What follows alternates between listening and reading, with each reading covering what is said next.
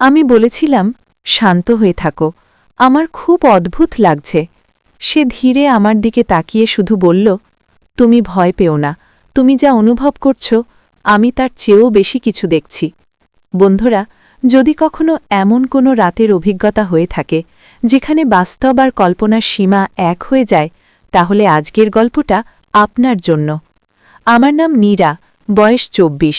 আমি এখনও পড়াশোনা করছি, আর আমাদের ছোট্ট পরিবার, আমি, মা আর আমার ছোট ভাই হৃদয়।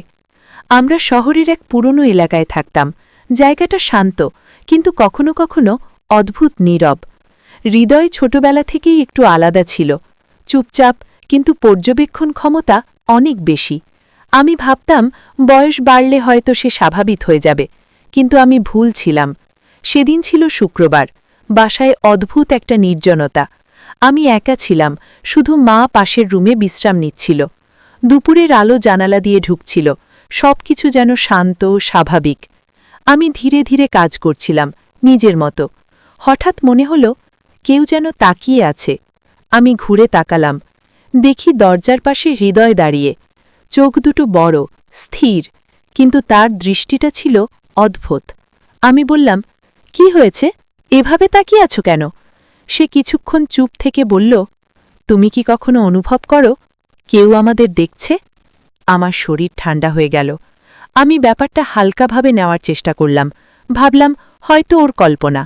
কিন্তু এরপর থেকে আমি লক্ষ্য করতে শুরু করলাম, হৃদয় প্রায়ই চুপচাপ কোথাও তাকিয়ে থাকে, যেখানে কিছুই নেই। রাতে সে হঠাৎ জেগে ওঠে, আর অন্ধকারে কিছু খোঁজে। আমার জীবনের সবচেয়ে অদ্ভুত রাত। আমরা দুজন আলাদা পাশে শুয়েছিলাম। আমি মোবাইল ব্যবহার করছিলাম, আর হৃদয় চুপচাপ। হঠাৎ খাটটা একটু নড়ল। আমি ভেবেছিলাম স্বাভাবিক, কিন্তু কয়েক সেকেন্ড পর আরও জোরে। আমি তাকালাম, হৃদয় বসে আছে, তার চোখ অন্ধকারে চকচক করছে। সে ধীরে বলল, তুমি কি শুনতে পাচ্ছ? আমি বললাম, কি? সে ফিসফিস করে বলল, ওরা এসেছে। আমার বুক ধরফর করতে লাগল। ঘরের বাতাস হঠাৎ ভারী হয়ে গেল। আমি স্পষ্ট অনুভব করছিলাম কেউ আছে, কিন্তু দেখা যাচ্ছে না। হৃদয় তখন দাঁড়িয়ে গেল, তার দৃষ্টি ঘরের এক কোণায় স্থির। সে হাত বাড়িয়ে যেন কিছু স্পর্শ করার চেষ্টা করছে। আমি চিৎকার করতে চাইলাম, কিন্তু পারলাম না।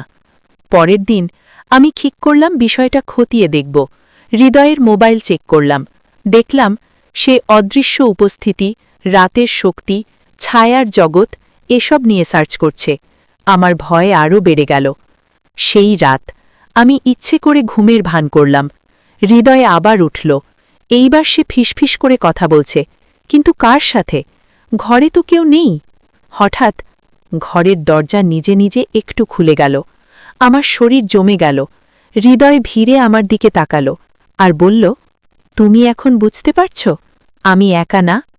তারপর ঘরের বাতাস হঠাৎ বরফের মতো ঠান্ডা হয়ে গেল, আর ঠিক তখনই আমার কানের কাছে কেউ ফিসফিস করে বলল, ও আমাদের দেখতে পাচ্ছে। সেই রাতের পর আমাদের জীবন আর কখনো আগের মতো ছিল না। হৃদয় কি সত্যিই কিছু দেখছিল, নাকি সবই তার মনের খেলা? নাকি আমরা দুজনেই এমন এক জগতে পা রেখেছিলাম যেখান থেকে ফেরার পথ নেই? চলো এবার গল্পটা আরও গভীরে নিয়ে যাই, পুরোপুরি ইউটিউব সেফ, কিন্তু আগের চেয়েও বেশি রহস্য আর টেনশন নিয়ে। সেই রাতের ফিসফিসানি, ও আমাদের দেখতে পাচ্ছে, এই কথাটা আমার মাথা থেকে কিছুতেই বের হচ্ছিল না। সকালে ঘুম ভাঙার পর মনে হচ্ছিল সবটা কি স্বপ্ন ছিল, কিন্তু না, ঘরের দরজাটা এখনও আধা খোলা, যেটা আমি নিজে বন্ধ করেছিলাম। আমার বুকটা ধক করে উঠল। আমি হৃদয়ের দিকে তাকালাম। সে জানালার পাশে দাঁড়িয়ে একদম চুপচাপ বাইরে তাকিয়ে আছে। আমি বললাম, কাল রাতে কি হয়েছিল? সে ধীরে আমার দিকে ঘুরে তাকালো। তার চোখের নিচে কালি, কিন্তু দৃষ্টিটা আগের চেয়েও গভীর। সে বলল, তুমি অবশেষে শুনতে শুরু করেছ। আমার শরীর ঠান্ডা হয়ে গেল। আমি নিজেকে সামলে বললাম, কিসের কথা বলছ? হৃদয় একটু হেসে বলল, সবাই দেখতে পায় না, কিন্তু যারা পায় তারা আর আগের মতো থাকে না। তার কথাগুলো শুনে আমার গা শিউরে উঠল। অদ্ভুত ঘটনা শুরু। সেই দিন থেকেই বাড়ির ভেতরে ছোট ছোট অদ্ভুত ঘটনা ঘটতে লাগল। টেবিলের জিনিস নিজের জায়গা বদলাচ্ছে, দরজা নিজে নিজে কেঁপে উঠছে, মাঝে মাঝে ফিসফিস শব্দ।